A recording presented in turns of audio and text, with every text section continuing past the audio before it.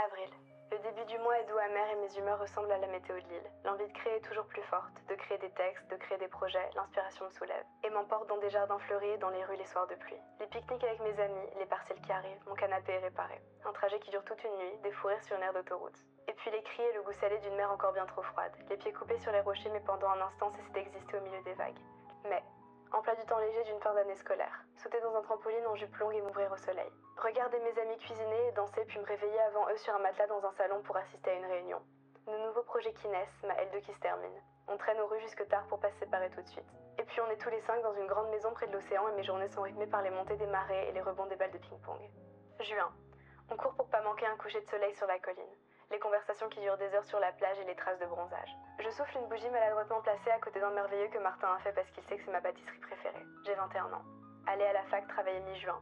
Les gestes automatiques d'un milieu d'année que Carantec n'a apparemment pas réussi à m'effacer. Hey, c'est Kana et bienvenue dans De Saison en Saison, la série dans laquelle je parle de ma vie d'entrepreneuse et étudiante de 21 ans pour me souvenir des moments qu'on finit par oublier. Aujourd'hui, on va revenir sur le printemps 2024, mais avant, on va voir un peu ce qui s'est passé la saison précédente.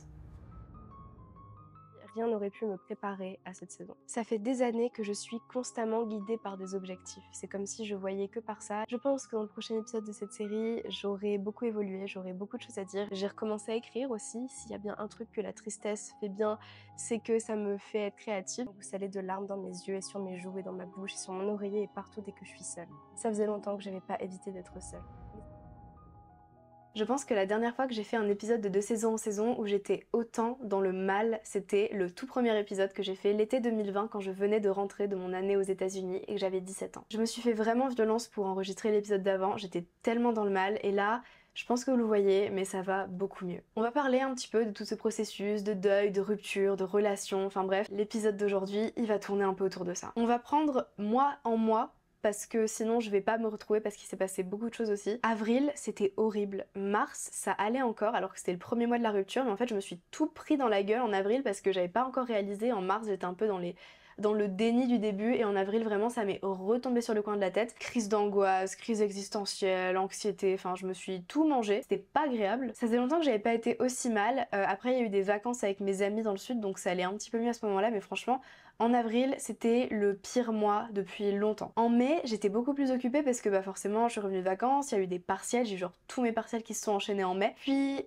mi-mai à peu près, quand mes partiels se sont terminés, mi/fin mai, on est parti avec 4 amis à Carantec en Bretagne. Et c'était sincèrement les vacances les plus reposantes de ma vie je pense, parce que même si j'ai un petit peu travaillé, parce que bon faut pas abuser, j'ai pris 5 clients, oui j'ai oublié de le dire ça, j'ai pris 5 clients début mai, ouais si début mai, j'ai pris 5 nouveaux clients, du coup forcément il y a une grosse charge de travail qui vient avec tout ça, c'est pour ça aussi que j'étais très occupée début mai, fin avril, donc voilà, j'étais un petit peu occupée, j'ai quand même pas mal travaillé même si j'étais en vacances, mais à part les moments où je travaillais, j'ai fait que lire, manger et aller à la plage, dormir et aller au marché pendant 2 semaines, quasiment 2 semaines et demie.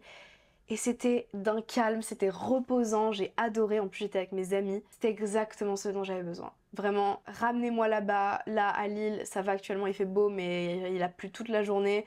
Ramenez-moi aux plages de sable, à l'eau qui est bleue, même si elle est froide, je m'en fous.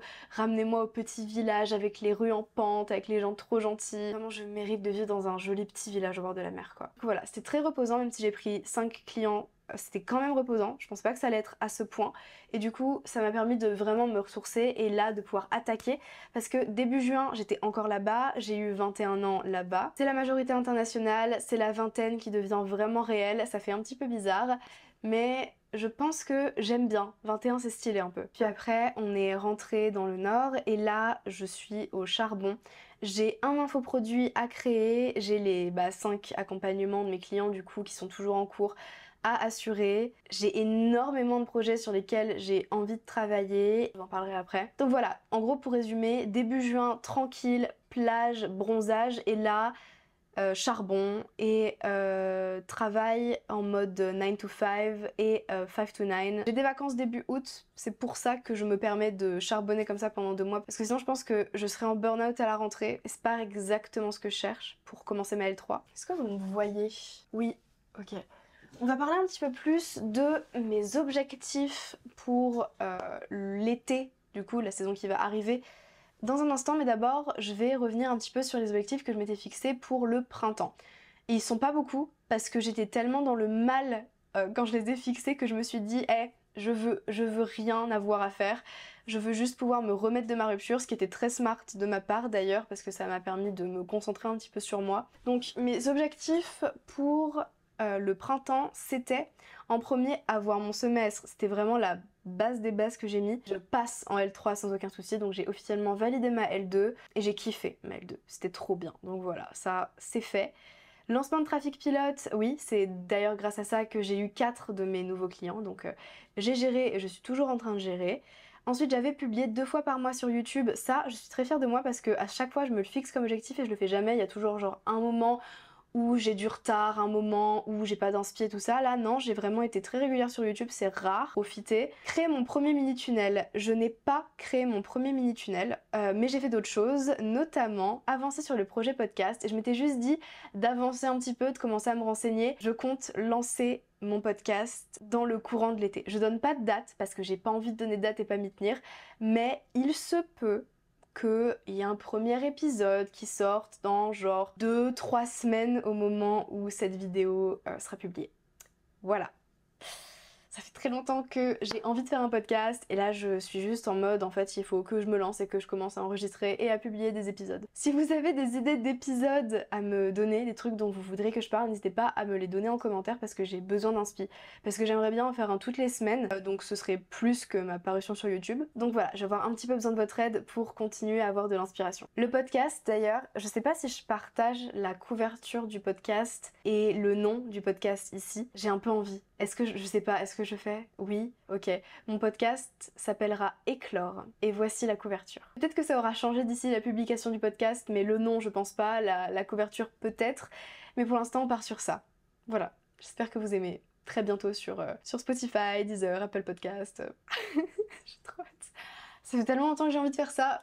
Ok, et enfin, mon dernier objectif pour le printemps 2024, c'était renouer avec l'écriture. Et le destin est trop bien fait, j'ai eu une trop bonne intuition de me le mettre en objectif parce qu'à l'époque, je recommençais à écrire vite fait, par-ci par-là, parce que ça me faisait un petit peu du bien après la rupture. Et finalement, de toutes mes crises existentielles, de tout mon chagrin d'amour, est né un livre que je suis en train d'écrire, qui pour l'instant n'est qu'une note dans mon iPhone, comme cette vidéo, c'est une note dans mon iPhone. De toute façon, beaucoup de choses partent de notes dans mon iPhone. Actuellement, dans mon appli de notes, il y a tout un livre que je suis en train d'écrire petit à petit. C'est une sorte de recueil, journal, autobiographique qui parle un petit peu de ma rupture et du processus de deuil d'une relation et puis ensuite de reconstruction. Je sais pas quand est-ce que je le publierai. Je vais le faire en auto-édition. Bien sûr, je documenterai tout le processus pour vous l'expliquer, mais j'aimerais bien, et encore une fois, je ne donne pas de date parce que je ne veux pas m'engager sur des trucs que je suis pas sûre de tenir, mais j'aimerais qu'il soit publié genre fin 2024.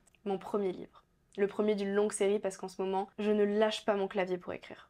Je lis, j'écris et je travaille. Ce printemps, c'était beaucoup de larmes et beaucoup de mauvaises choses, mais de ces mauvaises choses sont en train de pousser des trucs que j'ai vraiment envie de voir grandir et de faire grandir. Du coup finalement en fait je pense que tout arrive pour une raison. J'aimerais faire un gros câlin à la moi de l'épisode d'avant parce que je pense que même physiquement, genre si jamais on nous met toutes les deux à côté l'une de l'autre, il y a un changement qui est radical. Bon déjà je suis bronzée, ça aide, je suis plus jolie l'été, bah ça se voit que j'étais pas bien quoi. Donc voilà, avec la renaissance du monde au printemps, j'ai également un petit peu vécu la mienne d'une certaine manière et je continuerai de la vivre cet été parce que vous le verrez quand vous lirez mon livre. Le processus de guérison n'est pas encore terminé, mais il est en très bonne voie.